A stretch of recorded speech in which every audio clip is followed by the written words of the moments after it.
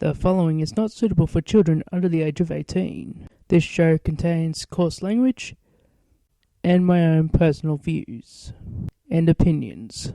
Please note all references to wrestlers and politicians is complete satire and is intended for fun, not harm. Hello and welcome to the Sky Genie Show. Normally, I try to get into some gags and have some fun. But okay, I'll tell the story. On Tony Kevin Castle's show I listened to, and it happened to be a show that Missionary was on. Usually what I do, I'll tend to promote the show on the chat thing to get more viewers, people listen to it. And I guess I came across my first hater or whatever the fuck. This guy decided to attack my show for the audio and artwork and all this other bullshit. When I get pissed off, I get pissed off. I am not holding back on this fucker. Now, I fully admit, audio's not great on here. Artwork's not great on here. I did it on fucking Paint. The mic I use is a fucking Guitar Hero mic.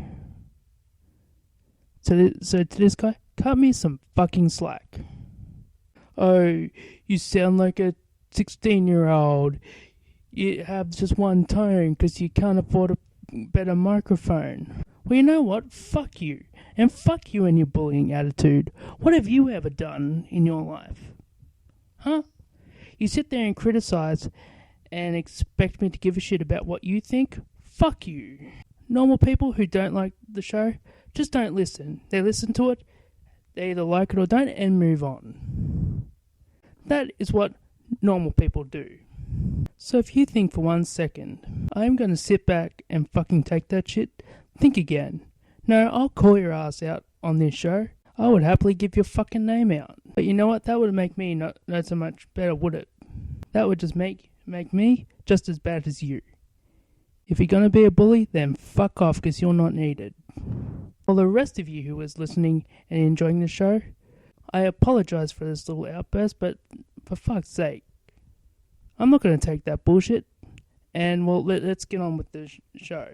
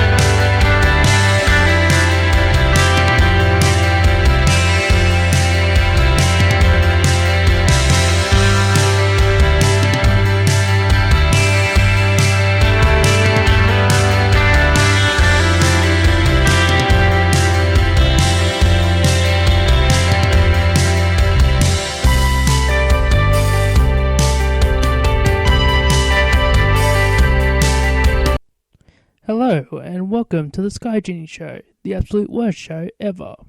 Check us out on our website, skygenieshow.weebly.com. If you'd like to follow me through social media, on Twitter I am at SDD916. If you'd like to follow me on Facebook, I have changed the name to the unofficial group page to the Sky Genie Show page. I am also on Instagram at skygenie_1988. Please like and subscribe to my channel here on YouTube. If you'd like to support the show, go to my homepage on YouTube and there's a donate button. You can donate whatever you like on there. Your donations go towards the show and helps quality of audio and improvement overall of the show. Otherwise, the show will remain free. I'd like to shout out a few podcasts. Get in the Corner on Wednesday at 9 PM on Mixlr, as well Also on Mixlr is the Don Tony Kevin Castle show, who drop every Monday night immediately after Raw. As well on the same channel as the Don Tony Kevin Castle show is Wrestling Soup. They do a show on Thursday at 9:30 p.m. They also do a Saturday morning shitbox on Saturday mornings, but this is not on pay-per-view weekends. And on Sunday pay-per-view weekends, they do a recap show of the pay-per-view. So please check him out on Mixlr. Also on Podbean, there is the Solomonster Sounds off, who drops a show every Sunday.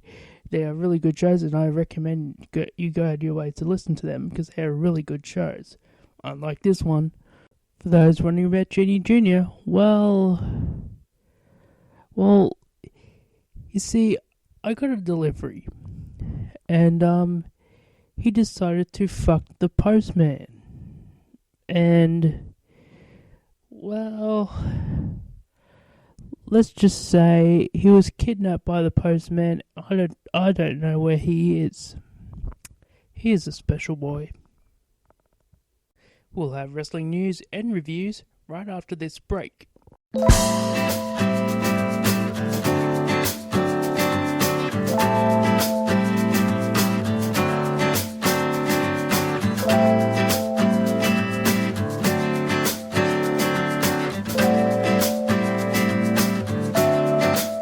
Check out the latest movies coming your way. The horror action film, probably a comedy, The Pickle Dick Adventures. And also, that goofy comedy starring Dixie Carter, The Airheads. Yes, a remake of The Airheads, except it is just 2 hours of Dixie Carter looking completely clueless, like a real airhead.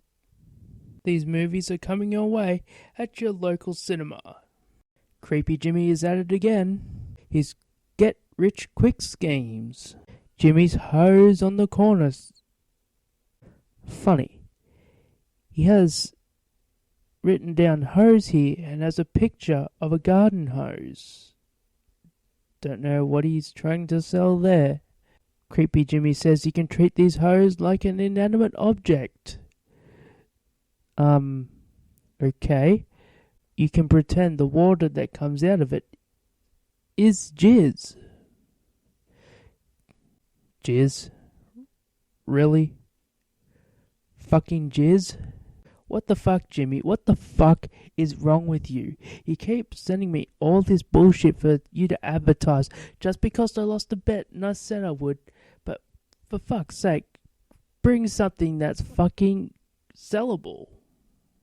It's not like I made this up for a gag or anything. What the fuck are you doing? I have a show to run, you fucking idiot. Are you sure me and your kid ain't related? For fuck's sake. Oh, the people I know.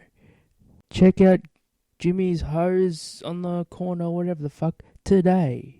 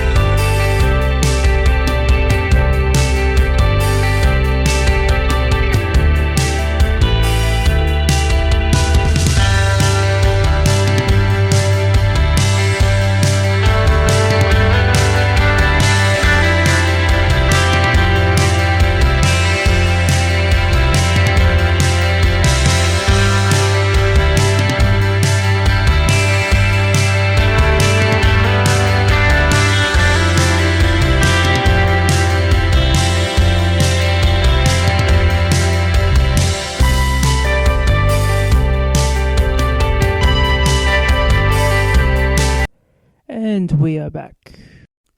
With the announcement of Goldberg entering the Royal Rumble for 2017, Goldberg has signed on for more dates. Originally, the plan was to have a one-off match, but WWE convinced Goldberg with a big money deal to agree to further dates. The plan so far is for him to enter the Royal Rumble, but lead to the third match in the series of Goldberg and Brock Lesnar at WrestleMania.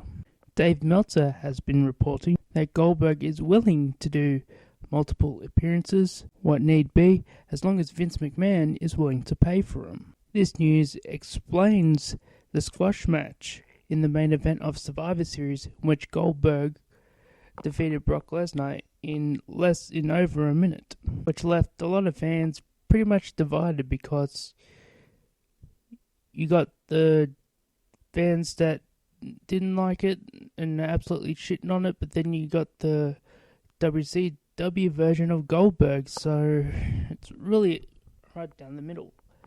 I didn't hate the idea, because I kind of thought it was going to lead to somewhere else. I just, even though people are reporting it was a one-time deal, I think I've even said on this show in the past episodes leading into this that I saw him working further. Now, I am not a Goldberg fan, and that's to be perfectly honest. But I understand the draw. They have to sell out the Alamo Dome, which is, meant to hold 60,000, 70,000 people. They need all the people they can get. Have some big names return, have some rare talent you haven't seen for a while. But you know what would make that event great at the Alamo Dome? Where they can sell out? One thing I think would work as a surprise entrant would be Kurt Angle. Kurt Angle has not worked for WWE in 10 years, and people are wanting him, and I'm not saying Kurt Angle should come in and have a full run, maybe a match in the Rumble, a match at Mania with somebody, pretty much do like a probably Undertaker type role or Shawn Michaels type role, just come in every so often, have a match, just to put guys over, because I believe Kurt Angle can do that. For a full-time run, I think that's past him by now. I mean, his neck issues and probably a lot of injuries that he has had, I don't think he could handle it at this point. I consider Kurt Angle one of the greatest wrestlers in the world, but hey, there comes a point in time when you either got to hang it up and dial it back. Shane McMahon did suffer an injury during the Survivor Series match after a spear by Roman Reigns after attempting to do a coast-to-coast dive. It looked very fucking brutal when I saw it. He was saying backstage that he was in a lot of pain, but was up and about and fine. Nothing has been confirmed on what he's been injured with, or any diagnosis of if there's been a concussion or anything like that. I couldn't imagine he didn't. I mean, the way it looked like he went down, and like he was glassy-eyed. He looked like he was out cold, even for a minute. And I've been knocked out before, and I've had concussions before. It's not fun. And there are times when you have a concussion, you don't even know you have it. I mean, the other reason why I found out I had my one, I'll tell you a story about my one. Well, a couple of years back, I was dating this girl, and we got into an argument, and I went away and I fell over and hit my head on the pavement and knocked myself out. Apparently, from what happened, I got up and went up because I was going home, and on the way, apparently my girlfriend at the time stopped me halfway, and we had a full-on argument, and I didn't even know we had the argument. All I remembered was waking up the next day at home. I didn't remember the fight. I don't remember didn't remember anything of how I got home. I was just home. And it wasn't until I went to work. It's like I was having, like, it's really weird. Like, I'd go from point A to B and not remember how I got there because I was working in a supermarket. I'd go down, I'd be at one side of the aisle, and I'd go right down the end, and I don't remember how I got there. That would just be gone. And it turned out to be a mild concussion. And it was off. Got 2 weeks off work. Cha-ching. But yeah, they absolutely suck. And I cannot imagine that he did not get some kind of concussion from that. We have New Japan Pro Wrestling World Tag Leagues 2016 with the A Block. We start off with Kane Mitsu versus Kawato. I have no idea if I said that name right or not, but I'll go with it. This was a really good opener. I figured this was both their debut match, and as they were kind of botching here and there, but it wasn't really a bad match. It was a pretty good match, and they were a lot better than a lot of the NXT people and people currently on the main roster of WWE, quite frankly. But this is a really good match, and Mitsu wins. He goes to shake Kawato's hand, but he slaps it away because he was angry and frustrated. Then they both went to the back, and that was it. We then had Togi Makabe and Honma and Jushin Thunder Liger and Dave Finlay. They took on Yoshitatsu, Billy Gunn, Kushida, and Taguchi. And this was an okay match. Billy Gunn was pretty good in this match, as was the rest of them. Billy Gunn got the Fameasser for the win, so your winners in this match was Billy Gunn, Yoshitatsu, Kushida, and Taguchi. After the match, Billy Gunn and Togi Makabe had an altercation after the match. It was broken up, and because this was what led into will be the next event for the B block, will be Togi Makabe and Honma versus Billy Gunn and Yoshitatsu. In 6-man tag, we had Shibata, Yuji Nagata, and Tiger Mask. I cannot pronounce the next team's name, but I'll just say the wrestlers. It was Sonata, Evil, and Bushi. And this was a really good match. Again, nothing exciting. And the Evil team got the win.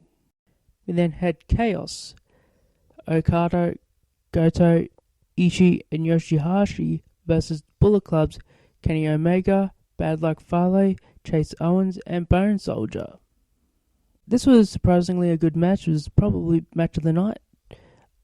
And Yoshihashi got the surprise win for Chaos to win this match. We then go to Manabu Nugishi. Yeah, whatever, I'm going to keep going. And Henna versus War Machine. You can bet I'm putting this in the blooper reel, but I'm putting it in this show too. Fuck it. This was a really good, brutal match. And I thought it was really fun. And War Machine went over. We then had Leland Race and Brian Breaker versus the Bullet Club's Takahashi and Hangman Page. At first when I heard the Leland Race, I saw a guy that came out who looked a lot like Harley Race. And it turns out they work at the World League Wrestling, which was run by Harley Race. But then when I looked it up and kind of got it all figured out, it turned out it wasn't the same guy. In fact, the Brian Breaker that looked like Harley Race was absolutely fucking terrible in this fucking match. In fact, both the team was fucking horrible. Takahashi and Hangman Page were trying to save this match, but it was fucking horrible. I'm guessing these guys are rookies, and that's all I've got to say. This was really horrible, even at any level. And surprisingly, Race and Breaker got the win here. We then had Tenzan and Kojima versus the Gorillas of Destiny. And this was a really good match. And Tenzan and Kojima got the surprise win here. I thought the Gorillas of Destiny would have got that, but Apparently not. I'm guessing the winner of the tag league will end up getting the tag team title shot at Wrestle Kingdom. So there. We then had Tanahashi and Juice Robinson versus Naito and their mystery partner. As they came out, all of his group came out. They're all in suits, wondering who the tag partner was going to be. Clearly, it wasn't going to be any of them because they were all in suits, unless they have one of those stripper suits. But anyway, and Rush comes out from CMML of the same name of the group, and in a good main event, Naito and Rush get the win. And I gotta say, overall for this match, it was okay, but nothing special. All of this is a lead up for the next show and the one after. I'm guessing for the finals, and that's it. And now for the Smackdown review. Shane McMahon comes out and addresses the whole Survivor Series thing about him getting injured and about Dean Ambrose almost costing Team SmackDown the match. To which Dean Ambrose comes out, and Shane is pretty pissed off with Dean Ambrose and is not being shy about it. Dean calls out James Ellsworth, who calls him the MVP of Team SmackDown. Ellsworth comes out, and Dean Ambrose tells Shane to give him the surprise that he's got a WWE contract. Shane then tells James Ellsworth that he's got a WWE contract because of his tenacity and him bleeding SmackDown blood or whatever the fuck. Turns to Dean and tells him he has the night off. Dean offers to go drinking with Shane and James Ellsworth, but Shane has other ideas and actually says he wants him out of the building because he is out of control. Dean leaves as AJ Styles comes out. He is unhappy that Dean Ambrose and the Shield attacked him at Survivor Series and suggested that he be kicked off SmackDown for his actions and that he doesn't deserve a title shot at TLC. He is also not happy about James Ellsworth getting a contract and says he should earn it. AJ goes on about he scratched and clawed and everything to get to the WWE. James Ellsworth then challenges AJ Styles to a match and that if he beats him, he gets a contract. AJ agrees to this but says he needs a warm-up match anyway, and since he'll beat him easily, why not make it a ladder match? Ellsworth is happy with this and says if he agrees to this, but if he wins, that he gets a future WWE title match. Shane McMahon agrees, and we got a main event for SmackDown. Shane's music hits and AJ Styles goes to leave, and Dean Ambrose pops up right in the middle of the ring. And this is a theme throughout the night, actually, but yeah, I thought it was an okay segment to start the show. I mean, Dean Ambrose is seeming a bit more wackier than the last time. People aren't liking wacky Dean Ambrose. I don't hate it, but it is what it is, I guess. The Miz and Maurice have a photo shoot, and Daniel Bryan interrupts. The Miz says he deserves a celebration. Daniel Bryan thinks differently, puts him in a title match against Kalisto. They go to commercial, and after the break, Shane McMahon is walking Dean Ambrose out. He's asking him if he wants to grab food, but Shane just wants him out and to get rid of him. So the first match of the night, Intercontinental Champion The Miz defending his championship against Kalisto, and it was an okay match. It was kind of just there. Baron Corbin came in to make the distraction, and Miz got the win to retain the title. After the match, Corbin goes into the ring and hits his finisher on Kalisto. As that happens, after the Miz is looking on, and then goes to turn around and Dolph Ziggler super kicks him. Shane and Daniel Bryan are watching this as it goes on and saying that this cannot happen and that Bryan will solve it. Alexa Bliss comes in as Daniel Bryan is trying to leave and passes her off. Alexa says she deserves a title match. because of the fuck finish from the last match. Becky enters, says something in Irish, thick accent that I couldn't understand, and whatever. I'm guessing she will get the match at the TLC pay-per-view. Almost said Survivor Series. Fuck me. Alexa tells Becky to keep the title nice and shiny for her. Natalya enters, blowing a whistle. She says she was at home playing with her cats and was thinking about the match, and that the one person who cost them the match was Becky Lynch. Blame the whole loss on her. She says that Becky is insecure because she knows Alexa Bliss will take the title from her. Shane speaks up and says they are all responsible for the loss. He says there is no proof of who attacked Nikki Bella, but said if she was in the match, it would be entirely different. Yeah. We know. Shane makes a match between Natalya and Becky Lynch. Natalya makes some Celine Dion lyrics, and everyone but Shane leaves the office. Dean comes in with a pizza and tells Becky Lynch that the lyrics are from Celine Dion. Offers them both a slice of pizza. Shane again tells him to leave. Baron Corbin is walking in the back, and Daniel Bryan confronts him. Calls him reckless and stupid. Says Baron is not seeing the bigger picture. Baron Corbin says he is the bigger picture. Daniel Bryan then puts him in a match against Kane. We then have a tag team turmoil. First up, it was Zack Ryder and Mojo Rawley, the Hype Bros, versus the Ascension. This bout was nothing, and the Ascension were eliminated. Breezango came out, had a few spots here and there, then the Hype Bros were eliminated. American Alpha come out, have a few hits here and there as well. Breezango is eliminated. The Vaudevillains come out and are quickly eliminated.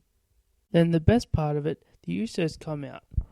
They come and have a bit more of a match, a bit more slow paced. It picks up in the end, and American Alpha get the win.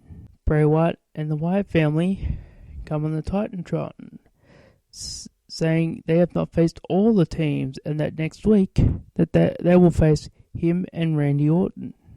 Daniel Bryan confronts James Ellsworth, asking him about his match again in the ladder match. Goes on and pretty much says the line, anyone with 2 feet can climb a ladder. Daniel Bryan tells James Ellsworth to be careful, and Dean Ambrose appears dressed as the Mountie. Daniel Bryan tells Dean Ambrose to leave, or Shane will be pissed if he sees him. It just so happened Shane happened to be walking past and saying how Dean is being disrespectful. Dean asks Shane, does he want to know why he's dressed like a Mountie? Shane doesn't want any part of this. Daniel Bryan tells Shane to take the rest of the night off. Shane agrees and leaves. Dean goes to leave, but then Daniel says he wants to know why he's dressed like a Mountie. Dean says, well, he has a message for AJ Styles. He says, the Mountie always gets his man. A Jock Rougeau reference. We then had the third match of the night, Natalya versus Becky Lynch, with Alexa Bliss on commentary. I thought this match was okay.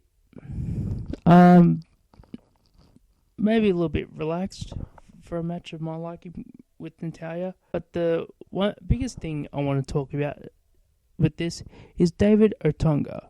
Alexa Bliss was on commentary, and David Otunga, in the stupidest fucking question, goes, why do you deserve a rematch for the Women's Championship? Clearly pointing out that, well, her feet were on the bottom rope when it happened, and he just says, well, you tapped out.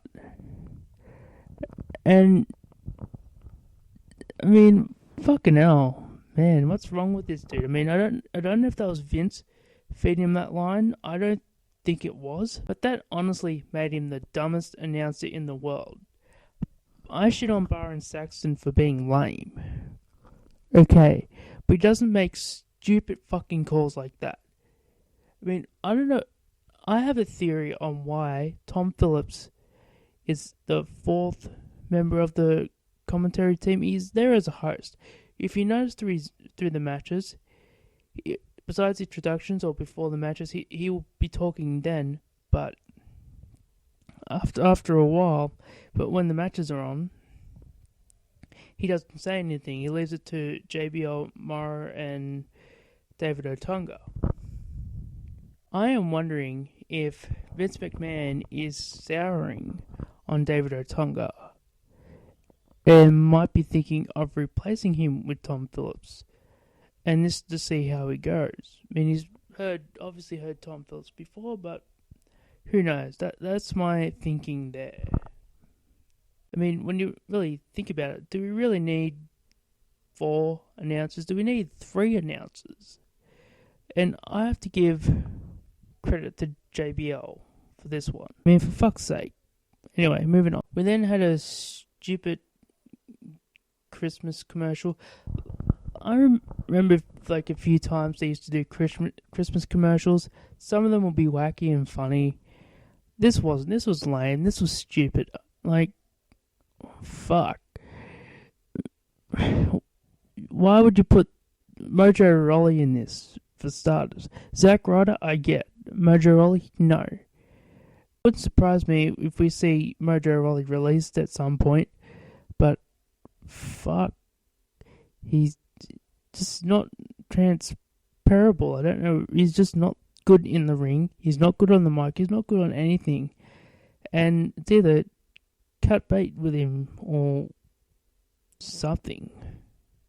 They then go to a break, and when they come back, Daniel Bryan is on the phone and The Miz enters. It's really funny because The Miz is talking and Daniel Bryan's kind of ignoring him, continuing to talk on the phone.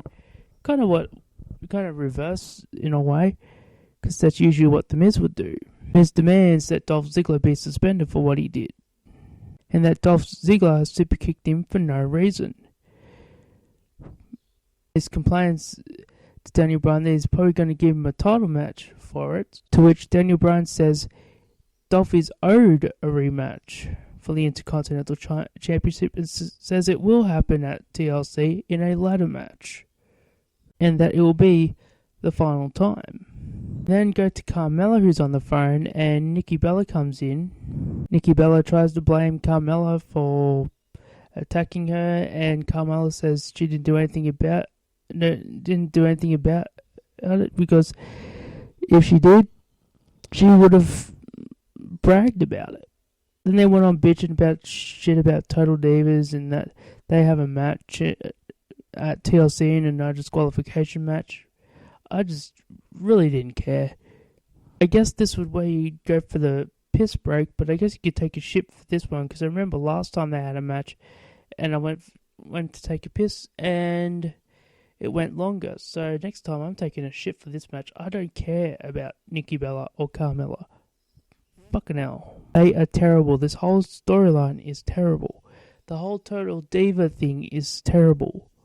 Fuck. Then have Kane versus Baron Corbin. And this was pretty much your standard Kane Baron Corbin match, which means it was there. Nothing exciting. Kalisto came out and hit Corbin with a springboard dropkick, which causes a disqualification, and Baron Corbin is the winner. After the match, Kane chokeslams Baron Corbin and leaves. Kalisto is in the ring, looking at him. Goes out to grab a chair, goes to beat the fuck out of him, but Corbin rolls out and leaves. Corbin then re-enters the ring, but Kalisto hits him with tosses the chair at him, and hits a spin kick, Van Daminator. And Baron Corbin falls out to the floor, and this ends. Then had WWE World Champion AJ Styles versus James Ellsworth in a ladder match for his career and a title shot. You're never going to get a technical classic with James Ellsworth in a match. If you kind of remember Mikey Whipwreck from ECW, for fans who watched ECW back in the day, James Ellsworth is pretty much the guy that gets beat up. He's the typical white meat babyface versus the heel. This is a classic example in white meat underdog babyface. You're probably not going to give him a chance in the world to win, and here he is. He ends up going over here with, well, he was going to get help from Dean, who came out dressed as the Goon. But when Dean came out, you're thinking he would be assisting him, but no, end up James Ellsworth getting the contract on his own. James Ellsworth grabs the contract and is the new member of Team Smackdown, and he gets a future title opportunity. They celebrate, and that is that. Overall for the show, it was good. Can't say it was great. Maybe the main event was definitely worth watching again. Nikki Bella Carmella stuff could be a miss. And so could a lot of the Baron Corbin Kalisto stuff. Could be a miss as well. So I'd say it would be an average show. I haven't watched Raw for a while to compare it, so that's it with that. And now for Block B of New Japan Pro Wrestling's World Tag League. This was not as big of a show as Block A, as it only showed the tournament side of the show, and it was basically a house show that they got these matches from. First match is Billy Gunn and Yoshitatsu versus the Bullet Club's Chase Owens and Kenny Omega. This was a really fun match. Nothing that gets exciting in this match. Billy Gunn was pretty much the biggest guy in the match and pretty much played the big man role here. And so Billy Gunn and Yoshitatsu get the win for this match. We then go to the second match, which had the Bullet Club's Bad Luck Fale and Bone Soldier, the former Captain New Japan, versus Chaos's Goto and Ishii. And this match was nothing special, nothing exciting about it. And Goto and Ishii win.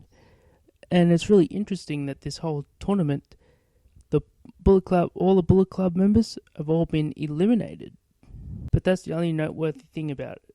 We then had Evil and Sonata versus Yuji Nagata and Shibata. This was a really slow match that got better as it went on.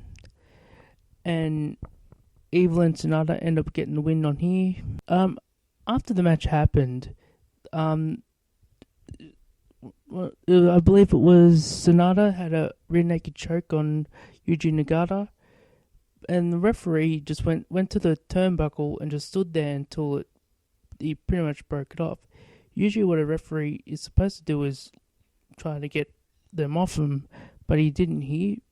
And it's probably a good thing they only take this as a pay-per-view, because if that was on a main show or anywhere else, that would probably be fired for that one. And then the main event.